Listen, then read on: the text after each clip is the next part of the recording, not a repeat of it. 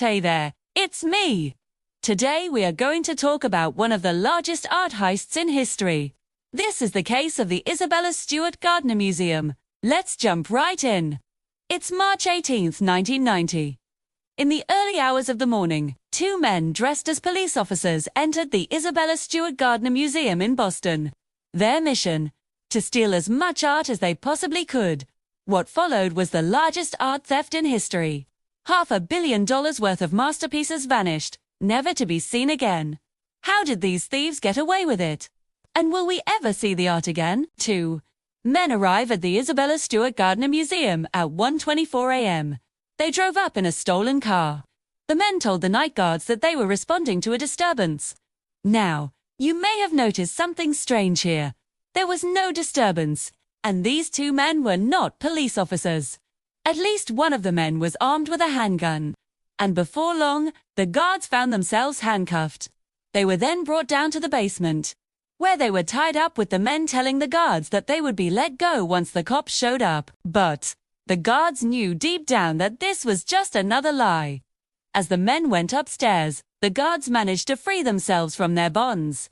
They then called the police to report the incident. But when the cops got there, the thieves were gone, and so was $500 million worth of art.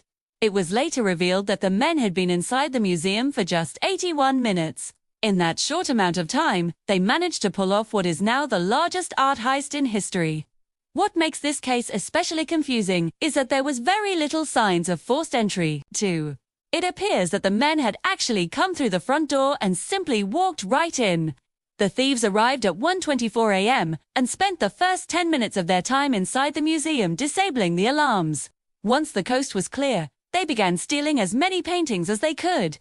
They went into the basement and stole wine to go with the art they were stealing.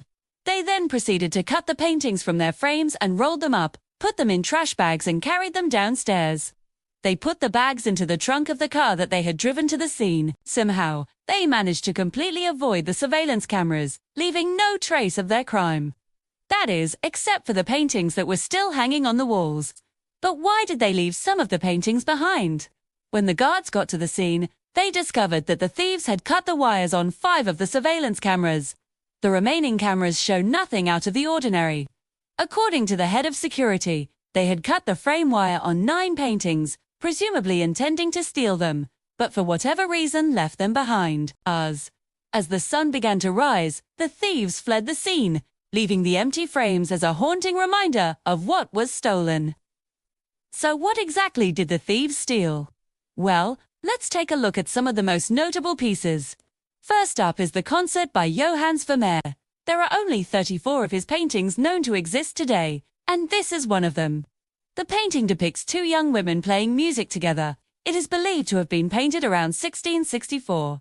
In 2022, the painting is valued at $200 million. It was bought by Isabella Stewart Gardner in 1903 for $1,500. The painting hung in her living room where she would often entertain guests. During the days leading up to the robbery, the painting had been on loan to the museum. Next, we have 3 pieces by Rembrandt. One of these is The Storm on the Sea of Galilee, which is also considered one of Rembrandt's masterpieces. This painting depicts Jesus calming a storm on the Sea of Galilee. It was stolen alongside 8 other artworks. All 9 of the stolen works are now valued at more than $500 million. Other artists whose work was stolen include Degas and Manet. So, how much is the stolen art worth? You might be asking yourself. Well, according to the FBI, the stolen art is worth more than $500 million. However, the true value can only be guessed at, since most of the stolen paintings are priceless. The Isabella Stewart Gardner Museum is now offering a $10 million reward for any information leading to the recovery of the paintings. Who was Isabella Stewart Gardner? Well, she was an eccentric millionaire. She lived in Boston during the early 20th century. She traveled around the world searching for art. She collected paintings, sculptures, photographs, and other types of artwork. She lived in a mansion with her collection until she passed away in 1940. Upon her death, she left her estate to the newly founded Isabella Stewart Gardner Museum. She wanted her art to be displayed in a way that it would continue to grow and evolve over time. Because of this, the art in the museum is arranged in a way that reflects her personal tastes. The museum has more than 3,000 works of art in its collection, making it one of the best museums in Boston. What happened after the heist? Well, immediately after the robbery, the FBI launched an investigation. They looked into several theories, but none of them panned out. Some believed that the Italian mafia was behind the heist. Others thought that Irish mobsters in Boston were responsible. The thieves seemed to have done their homework. Before the heist, they disabled the alarm system, avoiding the surveillance cameras and making sure not to damage any of the artwork that they did intend on stealing. Unfortunately, the investigation led nowhere. There were plenty of leads, but none of them resulted in any arrests. In 2013, the FBI announced that they knew who was responsible for the theft. Apparently, the thieves had taken the paintings to a warehouse in the Boston area. But the whereabouts of the paintings remained a mystery. Both of the suspects that the FBI had their sights on had already died. This led to a media frenzy, but no arrests were made and no artwork was ever recovered.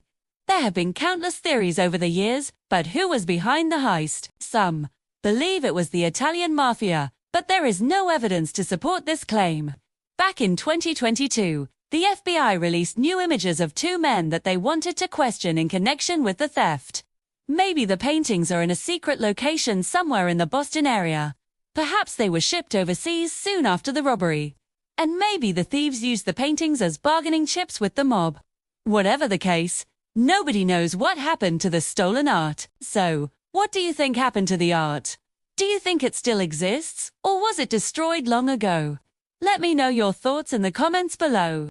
Also, if you haven't already, please consider liking the video and subscribing for more content. It really helps support the channel. Now, let's get back to the video.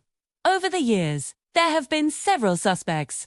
One of the most popular theories is that the Italian mafia was behind the robbery. This theory seems plausible considering the fact that several of the stolen paintings were by Italian artists. However, there is no concrete evidence to support this claim. Another theory is that the paintings were stolen by a group of amateur art thieves. This theory seems unlikely given the level of planning that went into the heist. The thieves knew exactly which paintings to steal, and they took great care to avoid damaging any of the artwork.